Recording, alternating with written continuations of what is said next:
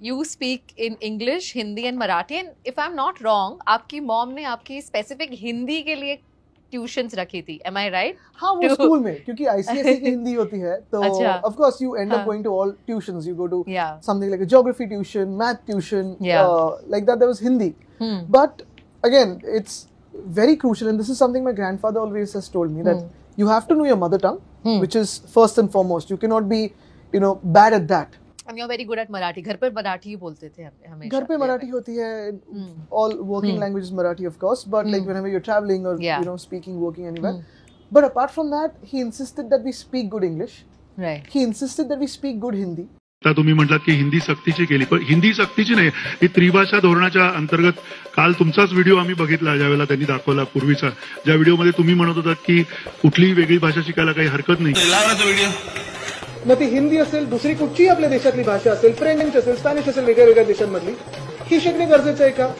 वैयक्तिक मत तुम्ही मला विचाराल तर जेवढ्याही भाषा तुम्हाला येतील तेवढं चांगलं असतं, कारण देशात असेल, जगात असेल, तुम्ही कुठेही बघा, व्यवहार करण्यात असेल, प्रगती ज्यांची होते त्यांना अनेक भाषा.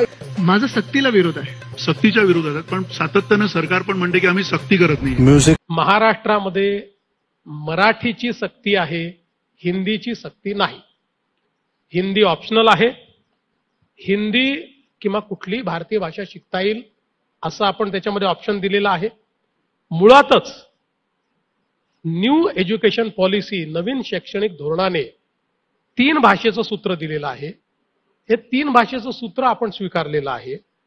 आता मला याच्यामध्ये थोडं तुम्हाला सांगितलं पाहिजे की ज्यावेळेस NEP 2020 आला त्यावेळेस महाराष्ट्रामध्ये महाविकास आघाडीचं सरकार होतं, उद्धव ठाकरेजींचं सरकार होतं.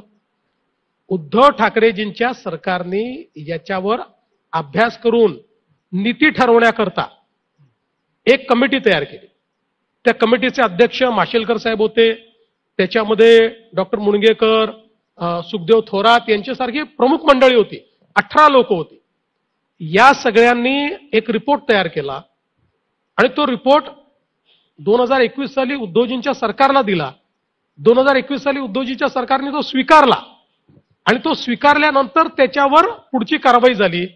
हाच तो रिपोर्ट आहे की ज्या रिपोर्टमध्ये 3 भाषा सूत्र सांगितलेलं आहे आणि या रिपोर्टमध्ये स्पष्टपणे सांगितलेलं आहे की आम्ही तर सगळ्या भाषा अलाव केल्या, पण या रिपोर्टमध्ये अतिशय क्लिअर कट सांगितलं आहे की मराठी सोबत इंग्रजी आणि हिंदी सक्तीची करा.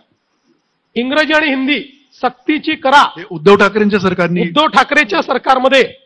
आणि त्यावेळेचा जर तुम्ही ज्यावेळेस त्यांना रिपोर्ट मी दिलेला आहे त्यावेळेच्या बातम्या जर आपण उचलून पाहिल्या तर उद्धव ठाकरेंनी सांगितलंय की वेगवेगळ्या भाषा शिकल्या पाहिजेत असं ते रिपोर्ट स्वीकारताना त्यांनी सांगितलेलं आहे.